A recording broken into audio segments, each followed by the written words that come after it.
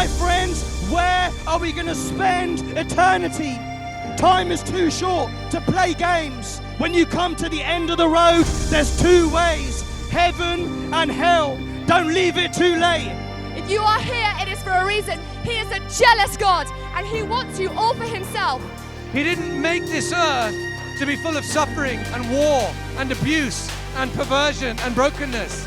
He made it beautiful, he made it perfect, but he also gave us free will.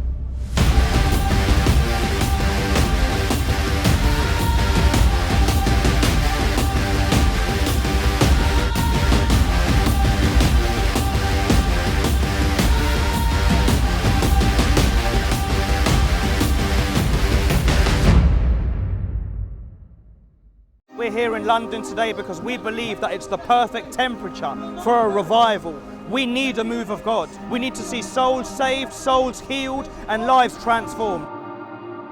This is real. Jesus died for a reason. He died to save humanity. Unless the church gets out on the street and publishes and proclaims the good news of Jesus Christ crucified and raised from the dead, then people are going to hell.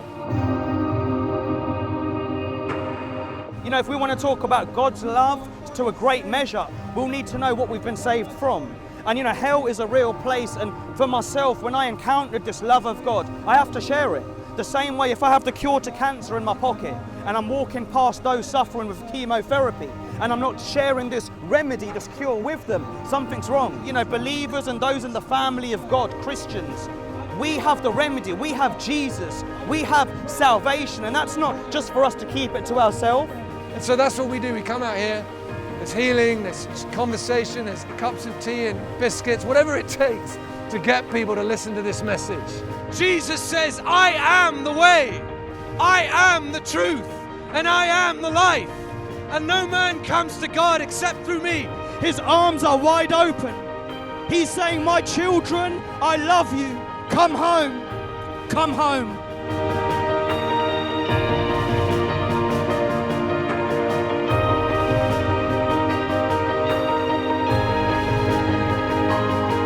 When we've been praying for the sick, they've just been really touched by God's love. Some people have cried, some people have wept, some people have been shaking.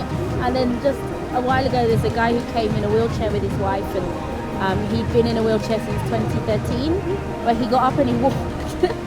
I wasn't able to walk before. I walked wonky, and when I was prayed for, I was able to walk straight and down the line and straight back down the line.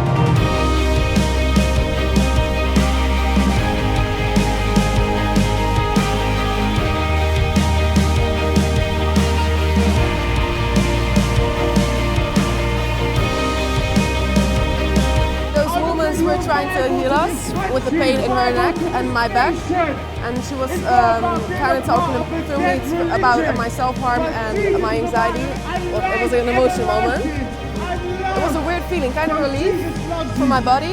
My arm was getting like a sort of ice cold when she was talking to me. I felt a lot of warmth and also emotional. And a relief? Yes. Yes. After this, I think I'm kind of starting to believe in Jesus and God and everything.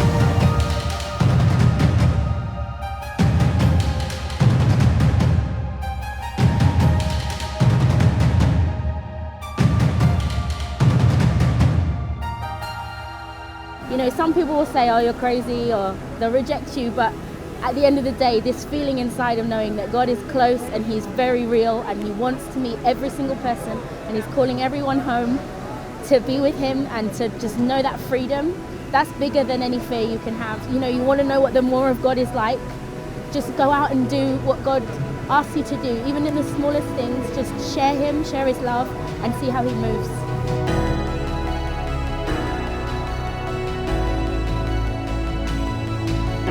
God has commanded us to get out there and preach this gospel. And a lot of the time, we actually just go into a building and we preach some things to a bunch of people who are already saved.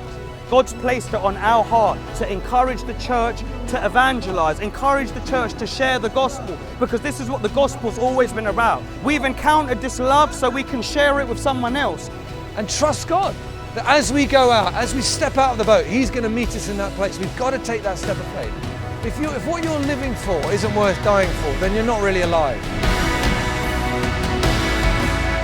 Time is short, eternity is around the corner, money will fade, buildings will fade. What will count for eternity is, firstly, did we know Him, living a life surrendered, and did we share Him, unashamed, fearless.